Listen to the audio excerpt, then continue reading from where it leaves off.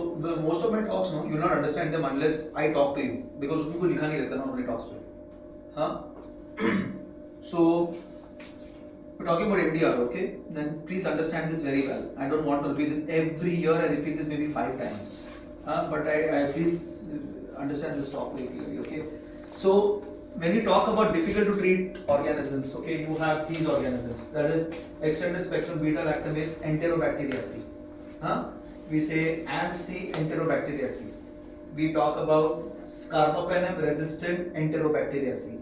We talk about difficult to treat resistance from Pseudomonas, and we talk about Carbapenem resistant Acinetobacter. So these are the terminologies that are there.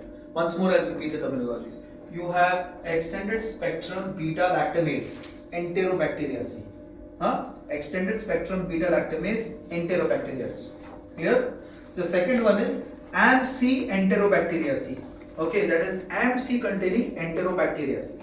Okay. Then you have Carbapenem resistant Enterobacteriaceae. Then you have difficult to treat resistance Pseudomonas. Okay, some people call the CRPA, Carbapenem resistant Pseudomonas aeruginosa.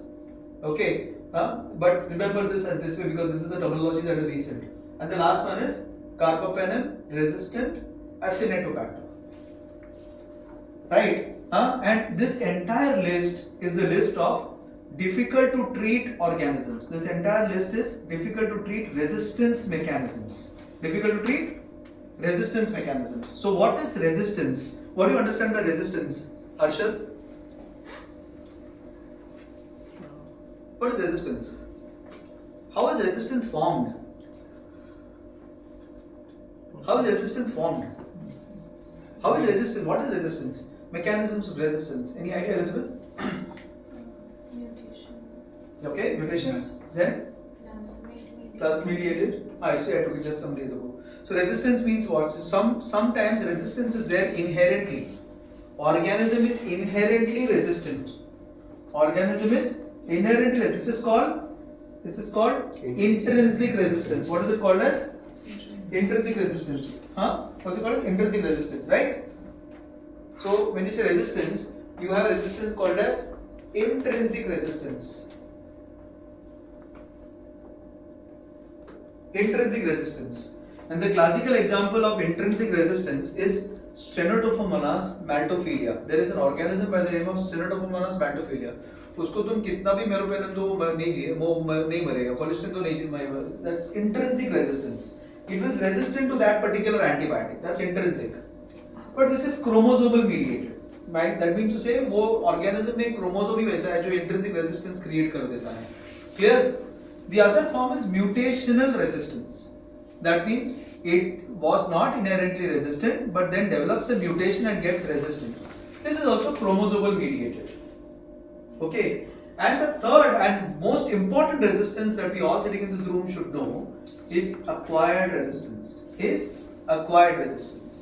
Now acquired resistance is our biggest problem. Acquired resistance.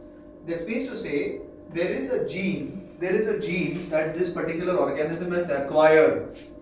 This organism has acquired, and that gene is making it resistant to all the antibiotics. Okay, this is called as acquired resistance. And why are we worried about acquired versus intrinsic? Is because this acquired resistance is actually carried by something called as plasmid. Till now the earlier two mechanisms were chromosomal. That means वो bacteria के अंदर रहेगा और किधर जाएगा नहीं. But these acquired resistances are actually on a gene by the name of plasmid. Plasmid mediated resistance होता है. This means to say if I have an E. coli, I have a Klebsiella. This E. coli has got plasmid mediated resistance. This gene will jump from here to here. It will jump from here to here, and this Klebsiella will also acquire this plasmid mediated. Clear? Is it clear? So obviously I'll be worried, right? Because as we know that most of the bacteria, we have got millions and millions and millions of bacteria in our body. We've got millions of bacteria in our body. But there is only one organism that is causing a problem at that particular moment. Now if that organism harbors a plasmid mediated resistance pattern, there are so many millions of bacteria that can acquire this inside the bacteria, inside the body. So the other bacteria will also become like this. The other bacteria will also become like this. You're understanding? That's why acquired resistance becomes an extremely difficult problem over here. Now this acquired resistance cannot be just the gene. It can also be that some it gets some alteration in the penicillin binding protein. Okay, that means it doesn't bind, or there is some change in the gene mechanism for effluxing antibodies. I mean, antibody is getting inside, but then it is throwing it outside. Clear? Clear on this? Yes, sir. Right? And another enzyme that gene that can also cause is aminoglycoside modifying enzymes in this. मतलब इसमें क्या होता है? Aminoglycoside modifying enzyme करके enzyme form होता है. Okay, that enzyme also is carried by plasmid gene. So resistant to aminoglycoside, resistant to others also. So these are the various mechanisms. So acquired resistance में one is that gene which is responsible for causing, say, enzyme like aminoglycoside modifying enzyme, like carbapenemase enzyme, like cephalosporinase enzyme. Okay, that is one. Second is it is actually moving the penicillin binding proteins, and third is that there is an efflux pump that is taking it out. Clear? Clear on this? So now what is the CRE? So Supriya, what is the CRE? So it is carbapenemase resistance. No, carbapenem.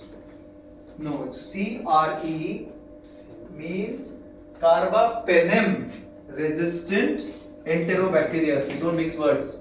Carbapenem resistant enterobacteriaceae. Clear on this? Clear? Okay. It means to say that if there is an organism that is resistant to even one carbapenem, that is meropenem, doripenem, ertapenem, so many penems are there, right? इसमें से एक भी penem को अगर, so classically ertapenem is first class, class 1 generation, class 2 generation is meropenem, doripenem, imipenem. Clear? Class 1 is ertapenem, class 2 is meropenem, doripenem and ertapenem. Meropenem, doripenem, imipenem. Right? So if it is resistant to even one of those, it is actually called as carbapenem resistant enterobacteriaceae. And the only thing that is different here is protease. Why protease is different? Because I just said about intrinsic resistance. Protease is intrinsically resistant to imipenem. Since protease is intrinsically resistant to imipenem, protease to call it CRE, you will require 2 carbapenems. Clear? Clear? Am I clear on this till now? What is the CRE? Yes. Okay.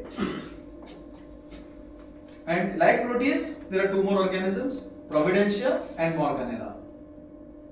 Okay, all of these will require 2 carbapenems to be resistant. Clear? That is imipenem plus something else. So when you're seeing a pattern, when you're seeing your antibiogram that comes in, look for ertapenem resistance, look for imipenem resistance, look for meropenem resistance. Even if one is resistant, look at the organism. It's not protease, it's not providentia, it's not morganella. This is called as CRE. Clear? Clear on this? So the CRE necessarily means that bacteria has carbapenems. No. So let's come to that then. CRE. Okay, just so what she said was carbapenemase enzyme. Okay, so this is completely, it's not this way. Okay, what she's asking me is, if it is CRE, does it mean that the patient has got carbapenemase enzyme? It may. It may have a carbapenemase enzyme. It may have a carbapenemase enzyme. However, there are other reasons also to call it a CRE. There are other reasons to call it a CRE, of which it could be that the patient has got an outer membrane porin channel that has changed. Okay, and there is an overexpression of the ESBL. Means this enzyme, this antibiotic, this bacteria had got an ESBL inside, very difficult ESBL inside. Okay. Now, at the same time, the outer membrane porin channels through which the antibiotic gets inside is kind of disrupted. So meropenem cannot get inside. At the same time, there is an ESBL. So this is also resistant to meropenem. So this is called as carbapenem resistant enterobacteriaceae, though it does not have carbapenemase. So what is happening is ESBL, we know ESBL, the treatment for ESBL is what? Carbapenem. The treatment for ESBL is, first this is clear. If you get extended spectrum beta-lactam producing organism, means amoxicillin clavulanic resistant, only amoxicillin is sensitive, but amoxicillin is resistant, but amoxicillin clavulanic acid is sensitive. Piperacillin is sensitive, is resistant, but piperacillin tazobactam is resistant, is sensitive. Clear on this? Huh? BLI is sensitive, but a beta-lactam is not sensitive, means it has ESBL enzyme. Clear on this? Clear? Huh? So ESBL requires what? Carbapenem.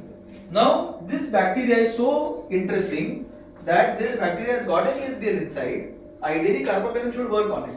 But on top of it, it also has got a porin channel mutation. A porin channel mutation. So since it's got a porin channel mutation, the carbapenem is not able to enter inside, though it has got just an ESBL. So this becomes carbapenem resistant. You understand? So there is overexpression of the ESBL. There is too much of ESBL inside. Okay. However, there is outer membrane porin channels that have been mutated. So this is what it is. Okay. So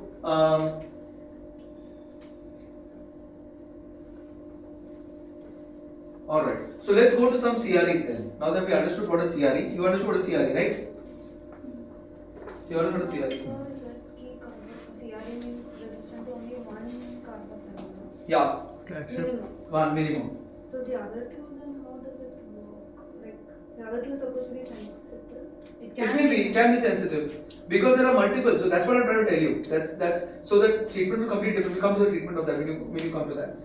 So when you have carbapenem resistant enterobacteriaceae in the urinary tract, what do you treat? Now their options are very less. No, carbapenem resistant हो गया तो पूरा option ही निकल गया हमारा. Right from carbapenem to BLI to piperacillin, tazobactam, amoxicillin, ceftazidime, all that is gone. That option is gone. Beta-lactam option is completely gone. You're understanding, na? Beta-lactam option is completely gone. So we're left with just few antibiotics. So when there is a CRE in the urinary tract, okay, and say the patient is admitted. This is for patient who is not admitted. For a patient is not admitted, patient is not even patient stable like ceftriaxone, levo, aminoglycoside you can use. But if the patient is in the hospital, then you are left with few antibiotics like ceftazidime, avibactam. A new antibiotic is coming in called as meropenem vaporobactam, and another antibiotic called as cefadiracol. Okay. Now, so let me just go before I go into this part.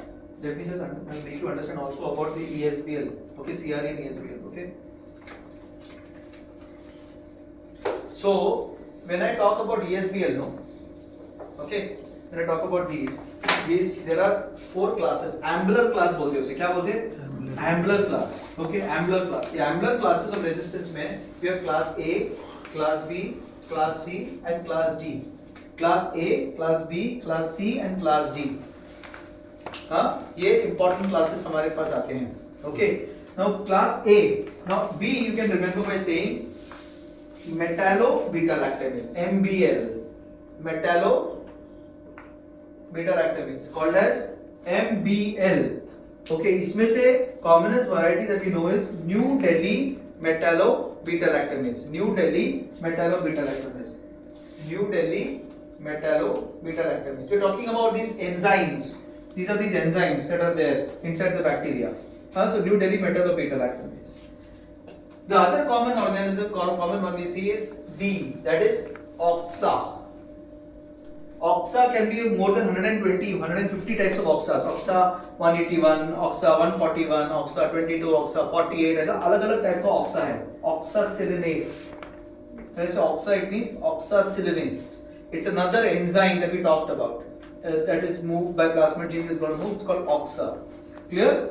Oxa. This is class D. So these two are the commonest in the country. In our country, the commonest that we get is the NDM and the oxa. Clear on this? Clear on this? Then comes the A variety, which has got something called as KPC. KPC. When I say KPC means Klebsiella pneumonia carbapenemase. That doesn't mean that it is only in Klebsiella. It can be anywhere. It can be in an Acinetobacter. It can be in a Pseudomonas. But the enzyme name is KPC. Clear? KPC. It also has something called SHV, TEM, but what we're talking about is KPC. That is what we're going to hear very often. And the last class that you see, class C, is what we are calling as AMP-C. AMP-C. So simple to remember. So B is MBL, New Delhi metal beta lactamase. D is OXA, OXA 48. A में KPC आता है, and C में आता है AMP-C. Clear? So New Delhi metal. So what we are seeing as a carba R. You do a carba R. Open up a carba R report. Open from your phone a carba report quickly. आता है ना carba report हमको, तो carba report open करो. So these are genes which produce the beta lactamase. These are the beta genes. These are the enzymes. These are the enzymes. The carbapenemase enzymes. These are the enzymes. You understand? These are not the genes. These are the enzymes. Okay, oxacelinase, Klebsiella pneumoniae, carbapenemase, imipenemase. Verona integrated.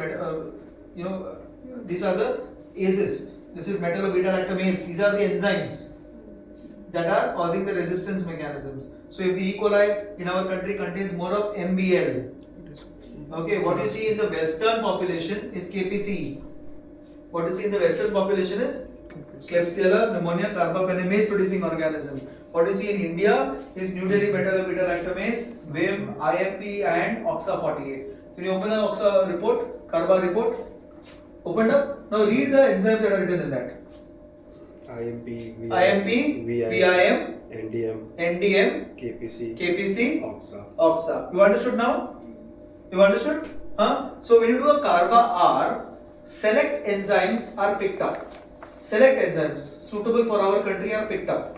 So those select enzymes are what you are seeing there. NDM, OXA, NDM means you are seeing imipenemase, NDM, and then KPC. You are seeing all those things in that carba R. Okay, so you are not seeing the entire set.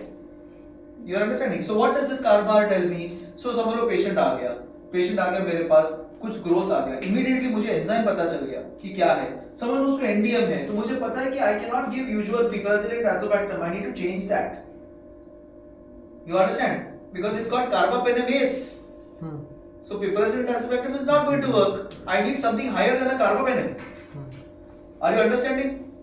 Similarly, if I get this NDM OXA 48, I still need to do my phenotypic sensitivity. This is genotype. What is this? Genotype. When I say phenotype, what does it mean? I am doing it on the disc and seeing whether sensitivity है कि नहीं है. Vitec का machine में देख रहा हूँ कि sensitivity है कि नहीं. समझ में आ रहा है? Are you understanding, Vidya? So I have to verify both. Why do I have to verify both? Because their mechanism should be just not carbapenemase. It can be something more also. Are you understanding? So what we know is that bacteria can harbor multiple resistance mechanisms. Bacteria can harbor multiple resistance mechanisms. So today, if this organism is harboring a carbapenemase, it can still be resistant. How? If it's not, so for example, you do a carba R, you find NDM, OXA, VIM, all this to be negative. You find all this to be negative. It's not there. Can you rest? No. Why? Because other mechanism is there. Other mechanism is there. Yes, there are other mechanisms of being carbapenem resistant, which we just now discussed: outer membrane porin channels and efflux pumps, and the presence of overexpression of ESBL. You understanding? You understanding? So today say I have a patient, I got gram-negative septicemia, gram-negative organism आया, मेरे पास gene पता करो, कारबार कर लिया, कारबार में सब नेगेटिव है. Now what is my thinking? चलो जल्दी phenotype से निकालो. It still could be CRE. Are you understanding? Similarly, you have got this this coming in. I have NDM, the KPC to be positive. I have KPC to be positive. Can I rest by saying okay, I can give ceftazidime avibactam which is against KPC? No. Other mechanism. Because it could be even NDM. There could be presence of NDM which is not seen in that, or it could be the presence of something else in that which is there. Phenotypic sensitivity. Similarly, you have a patient who is KPC, okay, but can I start ceftazidime avibactam on its own because that is a drug of choice for KPC? Probably no, because I want to see whether there is other, maybe this gene plus another mechanism. This will only give you a little bit of direction. Clear? It gives you a direction. Understood? Phenotypic means it checks the other mechanism. No, phenotypic means what? They do antibiotic and they do resistance. Okay, you get a SIR means na you get a just saying na that E. coli is sensitive to this, that is phenotypic. That is done either by putting it on a disc or that is done by putting it in a machine called as Vitek 2. Yeah, it is done by either putting it on a machine called as Vitek 2. Go and see it. If you have not seen it, it's a very small machine in the microbiology. Vitek 2. Or it is done by doing a disc and figuring out what is happening. Diffusion test. हाँ, तो वो Vitek 2 से आता है. वो automated system से आता है by the name of Vitek 2. Okay, लेकिन Vitek 2 में हर ड्रग नहीं है. जैसे कि सेप्टोसिमिवेक्टम नहीं है. समझ में? क्लोरामफेनिकोल नहीं है उसमें. तो हम बाहर डालते हैं. कारबार कर रहा है कि इसका. तो कारबार क्यों पूछते हो लोग? तुमको पता करना है कि क्या रेजिस्टेंस मैकेनिज्म है क्या? इसके लिए पता कर रहे हैं. First they do phenotyping only. No, Genotype. Carbar can be done in 2 hours time. So today if I have an organism coming in, I can do in 2 hours time Carbar. No, you understand? I can do 2 hours. How much will it approximately take for a phenotype to come? 3 days, 2.5 days. The approximate time any in the best parts of the world is 37.5 hours. Are you understanding? Huh? So many drugs are put. That's why. Sorry? Multiple drugs. No, not because it is multiple drugs. Multiple It is mechanism. first the organism should flag, then it should grow, then it should do the culture. It should then go. So it takes a long time. So first the organism should flag positive, then it should grow, then it should go into this particular testing. उसको निकाल के फिर Vitek में डालेंगे. पहले grow होगा, फिर उसको निकाल के Vitek में डालेंगे. So it is going to take time. Now, if I have already had a gram positive or a negative organism, I can immediately do the Carbar and stave off more than 30 hours because I will get the gene mechanism. I may not get the organism, but I will get the gene mechanism. You are understanding? So, if by any chance I have a very difficult to treat patient, septicemic patient, and immediately phone आते कि उसमें gram positive, gram negative आ गया, so I can say do a Carbar immediately. When I do a Carbar immediately, I know whether it's NDA, Moxa, what it is, because I know certain antibiotics can be used for certain kind of resistance mechanism. It will help me to guide my treatment. Are you understanding? It will help me to guide my treatment. However, that is not the end result. I need the phenotypic sensitivity to be certain about it. Clear? Understood or not, Elizabeth? Understood? So, but usually it is asked after the phenotypic. No, it is not. Carbar is No, that is wrong. Because That's what I'm saying is wrong. You don't want to do it. You don't want to do it. You don't want to do it. Once your phenotypic sensitivity has come in, I don't want to do it unless I feel that the patient is not improving with this also, with the existing antibiotic also, patient is not improving. Then maybe I am missing the gene out properly. Maybe I have to change something there. You understand? That is only going to guide my therapy. So, as a doctor in the ICU, you should start ordering these tests as per your thinking, your claim. That's why artificial intelligence cannot rule us. You understand? We have to be clinicians first. To understand how it is working. Clear? Have you understood?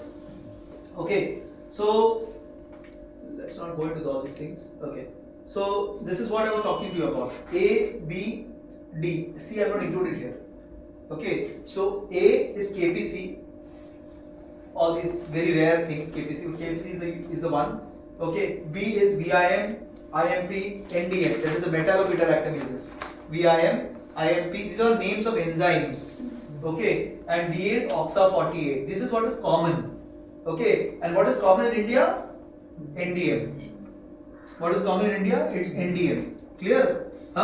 Clear on this? So classically they are also divided into 2 parts. Serine and metallo. Serine and metallo. Metallo is this, which has got a zinc moiety. Okay. Whereas rest are serine. Clear? Clear on this? So now next time you see these names on the Carbar, don't get frightened कि मैं क्या देख रहा हूँ. Okay, because it is very simple. It is not difficult at all. समझ में आ रहा तुम लोगों को? Any doubts till now? Any doubts? Address the doubts. Any? So, before CR in urinary tract, before so Septron and oral antibiotics are also sufficient. Yeah. But cystitis, urethritis, for those things. Mild cases. Urinary tract infection can be right from cystitis, urethritis to ascending paranephrinitis, no? So when you have a patient at home and there is CRE, ये stable patient है. Septran will work. It's not provided that is any phenotypic sensitivity. You understand? You will do a phenotypic sensitivity to figure out whether it works or not. Clear? All right. Once we know that it is suppose gram negative has been flagged, so we can ask for carbohydrate. Depending on what you are suspecting. Suspect. So we'll come to how you have to suspect. We'll come to how you have to suspect. So let's go backwards first. Backwards. Okay. So what we know now is metallo-beta-lactamase cannot be treated by usual antibiotics. All of these cannot be treated by usual antibiotics. The antibiotic of choice usually in any of these is higher than carbapenem. And in that हमारे पास कितने antibiotics है? 4-5 ही है. एक हो गया ceftazidime avibactam, दूसरा हो गया aztreonam, तीसरा हो गया fosfomycin, चौथा हो गया minocycline, and पांचवा हो गया tigecycline. We have only these many. For us, critical care is the simplest thing on earth. When it comes to antibiotics, critical care is the simplest on earth. Okay, critical care the simplest because अपने पास ज़्यादा है ही नहीं choice. Whereas तुम GP को देखो या तुम कोई सर्जन को देखो जो वार्ड में है, उसको तो भर के चॉइस है. मैं कौन सा यूज करूँ, सेफेपैम यूज करूँ, क्या यूज करूँ, ऐसा मन में आता है. You understanding? But we have only 5 choices. If you ask me, we only 5 choices. Ceftazidime avibactam, fosfomycin, tigecycline, aztreonam, colistin. यही आता है हमारे पास. हमारे पास और कुछ है ही नहीं. Nothing else is there in our hand. Okay, because we are dealing with only this. We are not dealing with anything more than this. And what we know is that for metallo-beta-lactamase producing organisms,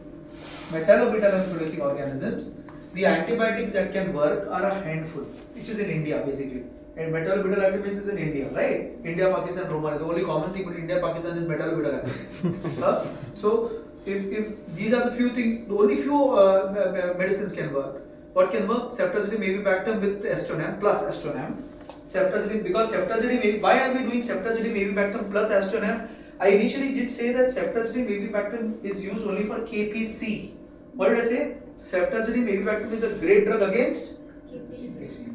But then when I am talking about NDM, I am talking ceftazidime avibactam plus aztreonam. I am not talking ceftazidime avibactam on its own because what we know is that usually you have 2 carbapenemase producing genes also in many organisms. You may get a combination of NDM and OXA, NDM and KPC.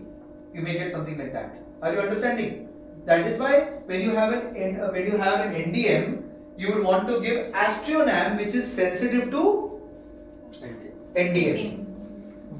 So ceftazidime avibactam plus aztreonam, or colistin, or tigecycline, or fosfomycin.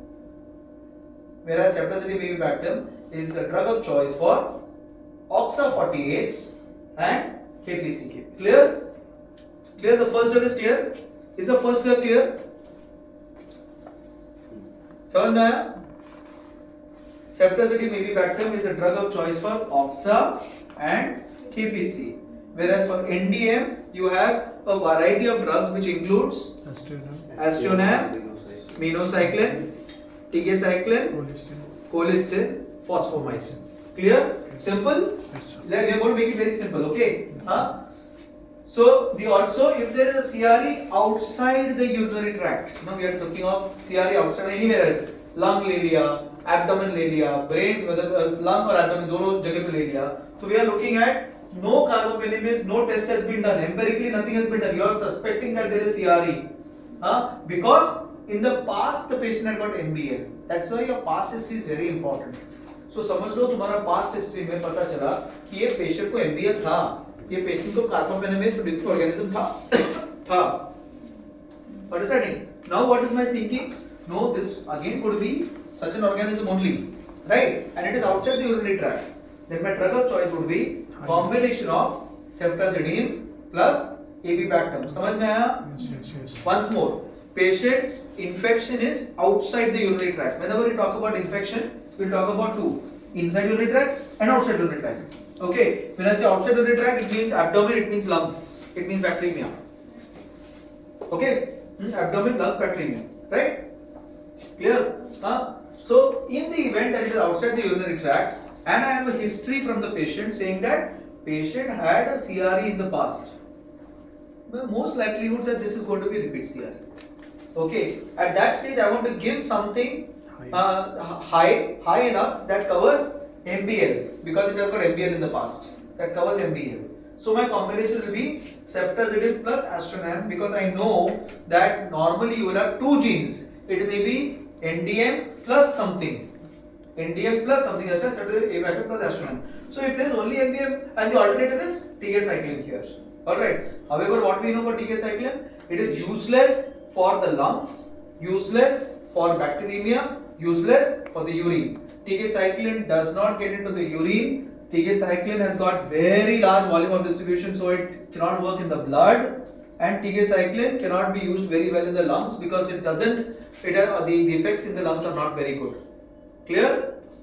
The alternative is ticacycline here. So why not astronam alone? अगर तुमको MBL मिल रहा है तो astronam अकेला क्यों नहीं use कर ले?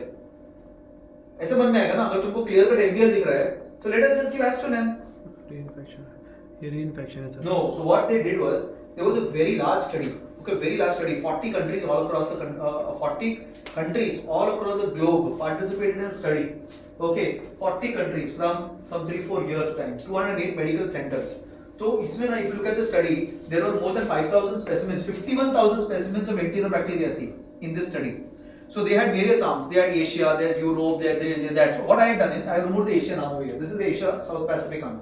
Asia South Pacific arm. Okay, Asia South Pacific arm. Now what you are seeing here is MBL, right? Our thinking is what? MBL अगर positive आ गया तो astronam अकेला क्यों नहीं दे दे? So MBL positive. MBL positive, and what you are seeing here is how much of them are resistant. Okay, so MBL positive. When I say MBL positive, let's look at astronam here. Astronam. Only 25.7% were resistant. Was sensitive. Only 25.7% was singularly sensitive to astronam. Clear on this? This means to say that mostly there would be combinations. This study, what it says is mostly there would be combinations, and that's why the combination of ceftazidime, avibactam plus astronam is used. Clear? Clear on this? समझ में आया तुम लोगों को? This is the study. What is the study? सब दुनिया भर के Enterobacteriaceae they took together and they look at their sensitivity patterns. Okay, तो जिसमें MBL था उसका भी sensitivity pattern निकाला उन्होंने. तो जिसमें MBL था उसका sensitivity pattern निकाला तो उनको क्या पता चला? When it is अकेला astronam sensitive only 25.7% of the times. Whereas you see the rest, look at ticacycline 89% sensitive. Look at this amikacin 66% sensitive. Look at colistin 86.5% sensitive. Okay, but astronam is sensitive only 25.7% of the times, indicating that though it is an antibiotic against MBL, it need not be sensitive because this organism that was there in this Enterobacteriaceae could have had MBL plus something. Clear? So sir, Zavicefta plus this increase the sensitivity? That is what we have found. That is exactly what we have found. That when you actually add Zavicefta plus astronam, the effect is better, and that is why we are giving it together. Clear? Huh? Sometimes you may want to add polymyxin plus extended infusion meropenem, which means 4 hours of meropenem or 3 hours of meropenem. Aminoglycoside plus extended meropenem. This is something you may want to use because we know colistin was 86% sensitive. So polymyxin can be given for plus extended spectrum meropenem, external infusion, or aminoglycoside also we just now saw. You know, it was sensitive. You can probably add something like this. Clear? You may want to add depending on a lot of other features. Okay, this is what many of studies have said. Let us do this. Okay, so it's not wrong to do something like this. For example, patient on bed number 2. Patient on bed number 2. He's got a CRE. Clear cut CRE is got. Okay, I do not know what I should do with him because of the fact that ceftazidime, avibactam, and astronam is something that I could have tried, but it's beyond that. He was already on meropenem. So what did we do? We added polymyxin. समझ में आ रहा है? How I looked at that antibiotic? How I looked with that patient? You understood, right? So there was this patient in bed number 2 who had an infection, bacteremic spread. Now bacteremia है उसको, and it is MBL. We are seeing that the patient has got some kind of resistance mechanism, carbapenem resistance mechanism. Though negative for everything, negative for NM, VIM, negative for IMP, negative for NDM. बार किया था ना उसका, सब कुछ negative है उसका. So he's got a carbapenem resistant organism in his body. However, there is no carbapenemase. So there is a combination there happening which is not responding to meropenem. It will not, because meropenem, the carbapenem resistant hai wo. So what did we do? We actually added, because why? Because it was in the blood. In the blood, tigecycline does not create that. It cannot be used in bacteremia. Are you understanding? So how we looked at that. Okay. So what normally occurs is, say for example, I started this patient on ceftazidime avibactam, and say a couple of days later I did, and again septic shock comes in. Ceftazidime avibactam diya.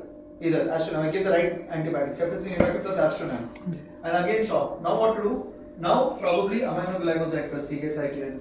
Now probably, but it will not work in blood. It will not work in the urinary tract. It's not a great drug. Okay. What about minocycline? Maybe you can use minocycline in these cases. But very low proportion of CRE isolates are likely to be susceptible to minocycline compared to tigecycline. That you must remember. It's not equal. I say that tigecycline, minocycline is the same. Tigecycline is the higher drug. Minocycline is the lower drug. That is what you must remember. Though they are doxycycline, they are same tetracycline groups, they are different. Clear? Why is polymyxin going down? We started with ceftazidime and astronam, and then we said polymyxin. Isn't it? We didn't really start with polymyxin. If polymyxin is so sensitive, 87%, why don't we just start polymyxin? Okay, because polymyxin has got increased mortality is what we know. We know use of polymyxin is causing excess nephrotoxicity, and we also know that because of these two reasons, you will not even get S on it. You will always get intermediate. So next time you open up your antibiotic diagram, you always get polymyxin intermediate. You will not get it susceptible. Are you understanding? Because it is highly nephrotoxic and it increases mortality. So I must be very certain when I am doing things. That is why on that patient I started polymyxin, because anyways he is on dialysis. Are you understanding? Clear? Understood? So that is why polymyxin has come down on the guidelines. Polymyxin has come down on the guidelines because of this problem that is there. Combination therapy mostly yes. Am I worried? Why am I so worried about this CRE? Because I need to give an appropriate antibiotic within 24 hours. This is the problem. This is the biggest problem, because it otherwise increases length of stay, it increases hospital cost, and 20% increased risk of hospital mortality if you don't give the appropriate antibiotic. And from where I am talking? From this study. Now this is a phenomenal study, a study that they did, a large number of specimens they took, and they looked when was the appropriate antibiotic given, when was the appropriate antibiotic delivered. That was empirically. Obviously the cultures have not come. Later on the cultures came, phenotypic sensitivity came, CARBAR came, and then they said okay, they have given the right antibiotic, right? So when they did that assessment, what they found was, when they gave the antibiotic, time from blood culture to appropriate therapy was less than 24 hours. The 30-day mortality was 29.1%. But once it went beyond this, the mortality is alarming. Is very, very alarming. You understanding? And that is the reason that these rapid diagnostics tests that we talk about, CARBAR and things like that, is very, very important. You understand? That is why the CARBAR. So you have quickly you'll understand. Okay, maybe this is something like this. Okay. So what is my approach to sepsis in ICU? So first, what you have to do? All of you all sitting in this room, what you are supposed to do? If there is septic shock in the ICU, is it first a urinary tract infection? Because UTI is not very valid. Is it a UTI? Is it an intra-abdominal infection? Is it a nosocomial infection? Or is there a suspicion of bacteremia? This is the 4 questions you have to answer. You have to answer, where is my problem? Is it in the lung? Is it in the abdomen? Is it in the urinary tract? Or is it, I think it is spread everywhere, it's bacteremia? Because of a clinical estimate. Clear? Of course, then I will also need to know what is my prevalence in my ICU of CREs. What is my prevalence of CRE and what is my prevalence of ESBL Enterobacteriaceae? If my prevalence is more than 20%, mostly my patient will have a CRE. I have to cover with the antibiotic against CRE. Our prevalence is higher than this. Our prevalence of our ICU is higher than this. Clear? So our prevalence is more than this. So every time a patient of septic shock comes to me, I am always thinking whether I need to cover with a CRE or not. For CRE or an antibiotic against CRE or not. Clear? So here I will give empirical therapy for difficult to treat gram-negative bacteria. I will do that. To cover it with a difficult to treat gram-negative bacteria, I will try to use empirical therapy. I will not put this patient on piperacillin tazobactam. I might give a combination of some two drugs so that I can treat difficult to treat gram-negative bacteria. Difficult to treat gram-negative bacteria. Clear? Otherwise, I would think, let me just give piperacillin. You know, I am not doing that. I would say, let me just give augmentin. No. If a patient comes in the ICU, no. Empirical therapy for difficult to treat gram-negative bacteria I have to give. Now, in the same time, I am also looking at this part. In this part, what am I looking? What is the past history? Is this the past history show that there is some colonization of an organism? Did the patient get any broad spectrum antibiotic in the previous 90 days? Were there lines in the past, recent past? Is the patient grossly immunosuppressed, by meaning patient is on chemotherapy, or is the patient having long-term steroids of more than 0.3 milligram per kilogram of prednisolone per day? Is the patient having a prior ICU admission? And what is the local epidemiology? What do I get otherwise? I get CREs very often. So I'm going to look at all these factors together because I'm trying to figure out whether I'm dealing with a difficult to treat organism. Clear? Resistance pattern. A difficult to treat resistance pattern. What we are discussing is difficult to treat resistance patterns. Clear? This is how I'm going to see my patient. Now, after this, I'm going to go to the next thing. At this stage, I'm probably going to treat with empirical, difficult to treat gram-negative bacilli, but at the same time, I'm going to look at the same time when I'm looking at this, I'm also looking at comorbidities. And if there are comorbidities, I need to quickly send a culture because this is somewhere I want to send a culture on. You understand? The culture goes any which ways. Clear? A culture will also go in depending on all of these things. Clear? So if I have a suspicion of a intra-abdominal infection and the patient has comorbidities, I need to do a culture and try to treat with difficult to treat gram-negative bacteria. Clear? This will not get anywhere. This is all my approach. This is and I've talked this on many forums. Okay, this approach, and this is the approach that most intensive care unit doctors use, who are aware of literature. Okay, clear on this? Clear?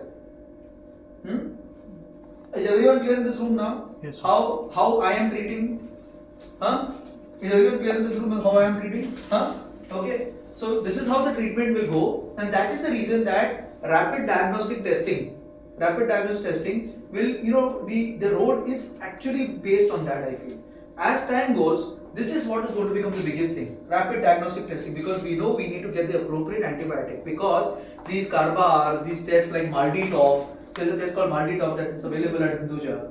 Okay, there are various tests like this which are available that are coming in, which has higher sensitivity, picks up quickly, tells you exactly what the problem is inside. It will accelerate your diagnosis. It will tell you molecular mechanisms of resistance pattern. It will help me to optimize my antibiotics. It will help me to look at an antibiotic sensitivity also as time goes. And it will help me in de-escalation. Not only that, it will also help me to find out epidemiological surveillance. For example, if everybody else plus CARBAR, I know in my Bombay how much NDM is there.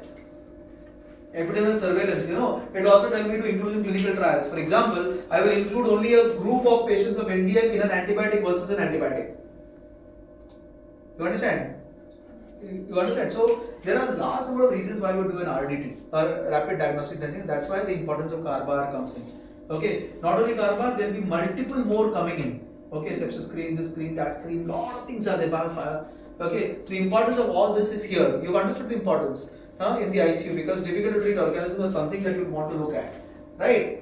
And does it really help? Does putting a rapid diagnostic really help? Yes, it does. Look at this. It actually pre-intervention before using rapid diagnostic testing, the duration of hospitalization was longer intensive care unit length of stay, that is 16 versus 10.7, and mortality among patients during intervention period was lower. That means when they did rapid diagnostic testing, they were able to reduce very important hard endpoints, which includes mortality, length of stay, and duration of hospitalization. So very clearly, RDT is the way you have to go ahead, right? Okay, so MDRO, CRE. Okay, so if there's MDRO and there's CRE, I'll find out whether there's carbapenems. Okay, the carbapenems that I have, this is the whole thing in a nutshell. Okay, if you have KPC, what is my antibiotic of choice? Ceftazidime. Avibactam. If it's Oxa, what is my antibiotic of choice? Ceftazidime. If it's MPL, what is it as of now choice? Ceftazidime, aztreonam, and you know why? Because colistin has got nephrotoxicity and all the rest of this bullshit that it has. Okay, this is about it, right? This is the antibiotic of choice that I'm getting. Now, if the CRE is ceftazidime avibactam resistant, so this entire set goes wrong, na? If it is resistant, this entire set goes wrong. That is why, in spite of starting Zavicefta, what do I tell to do?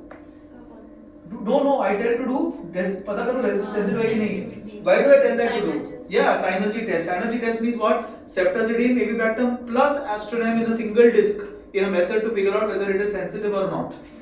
You understand? That is synergy testing. I am using ceftazidime avibactam plus aztreonam on a single disc to identify whether the organism is sensitive or not. Clear? So this part of the spectrum is different. Once it comes to AV resistant, then this is wrong, completely wrong. I quickly need to change this, right? I need to change it. So what do I do in these cases? Now, what do you think I will do in these cases, Arshad? Higher antibiotics. What is the one? We are higher में हमें पास 4-5 चाहिए. 4-5 fosfomycin हो गया, meropenem मेरे पे already है. उसके बाद मेरोपेनम लगा सकते हैं इधर? नहीं कार्बोपेनम. नहीं कार्बोपेनम. हाँ तो आगे 4-5 सबके colistin no. Colistin. So my first will be either colistin or very high dose meropenem maybe, or aminoglycoside plus high dose meropenem plus or minus tigecycline plus or minus phosphomycin. 5 he drug है हमारे पास. समझ में आ रहा है? तो हमको यही combination use करना है. जैसे कि अभी पेशेंट को बैक्टीरिया अगर हो गया, if the patient has bacteremia, this is out. हाँ. You understand? समझ में आ रहा है? If this patient is very sick, okay, let me give this and this. If this patient is nephrotoxic, this and this. Simple. Patient neurotoxicity, this and this. Understanding? So I don't have much options. This is now the option that I have. And I have to think hard when I'm doing something. If the patient has hypernatremia and hypokalemia and problem with that, this is out. You understand? This is how I'm thinking. Simple. Critical care antibiotic management is very, very simple. If you understand some simple things like this. Okay. Now, what if it is CRPA? That means difficult to treat resistance from Pseudomonas aeruginosa. What if this is the situation? So here, what happens is, you may still want to give ceftazidime avibactam plus any of these, because what we know is that when you give ceftazidime avibactam alone for Pseudomonas, it is very inferior. When it is given inferior, it is inferior. That is why you need to combine it with any of these, depending on where your source of infection is. समझ में आ रहा है? You need to combine it like this. If there is Pseudomonas aeruginosa, I would want to combine ceftazidime avibactam plus or minus any of these. You understood now? See, either I was giving single, here I was giving single, but here I am not giving single, I am giving multiple, because I know that against Pseudomonas, ceftazidime avibactam is not a great drug on its own. समझ में आ रहा है? Clear? Now what if it is ceftazidime avibactam resistant? There again there is a problem. So at this stage, what will I will probably give combinations. This plus this and this and this and this. And one extra drug that I put in the process, rifampicin, because it works against biofilms very well. Okay? So you have polymyxin plus or minus carbapenem and or phosphomycin and or rifampicin, and what has disappeared from here? Tigecycline. Why? Because tigecycline is not going to be sensitive to Pseudomonas aeruginosa. You are understanding? Simple? Simple? Now let's go to the other end of the spectrum. The other end is the last antibiotic difficult to treat organism is crab. So carbapenem resistant Acinetobacter. So what to do with this? The question is what to do with this. Okay. Now Acinetobacter per se, intrinsically the ceftazidime avibactam has very poor results to Acinetobacter. Okay, ceftazidime avibactam. So what are we dealing with? There is no other option in Acinetobacter to add polymyxin plus or minus any of the others that we talked about, depending on where the source of infection is. अगर urine में है तो tigecycline is out. अगर blood में है tigecycline is out. If patient is nephrotoxic, aminoglycoside is out. That is how I am thinking.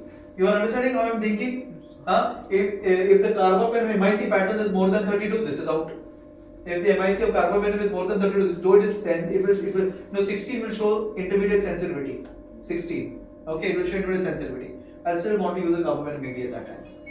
Rifampicin, one of these I will use. So this is the approach to any patient if you know which is your organism, and that is why at the end of the day, it's important to have a rapid diagnostic testing.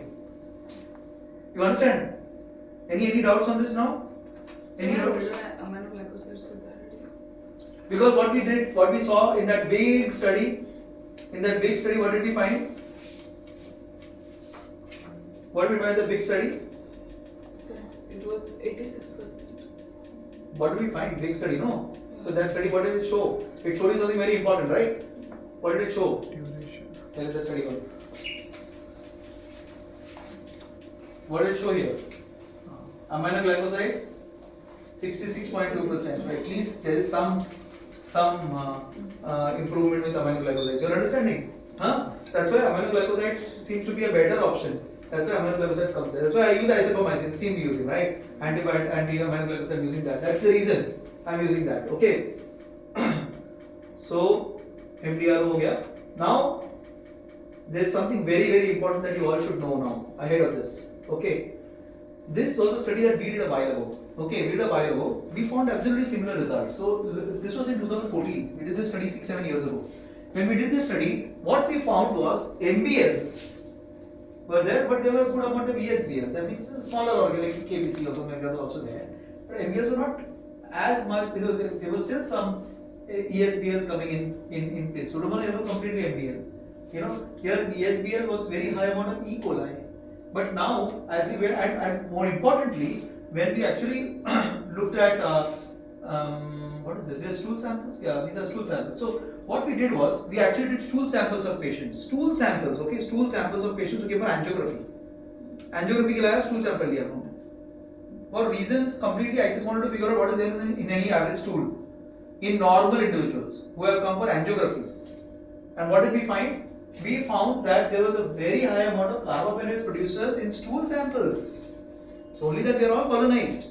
1 and 2 of you all are colonized. You understand? And they are colonized. And later on, if we get immunocompromised, that colonizer, which is carbapenem producing organism, can become bacteriemic.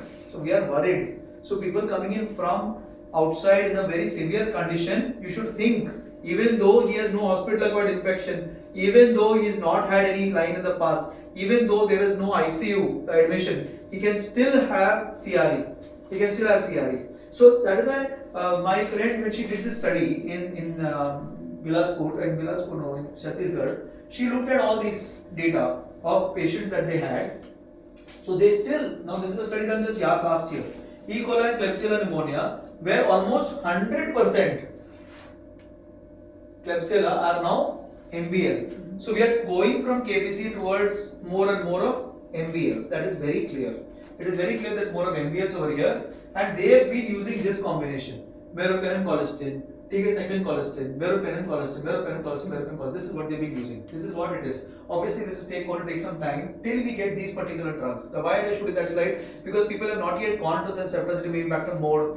This is across the board, okay? But there are 4 new drugs that will come off, which will probably help us in the future. The one is cefepime-zidebactam. It will come in. It's a fantastic drug.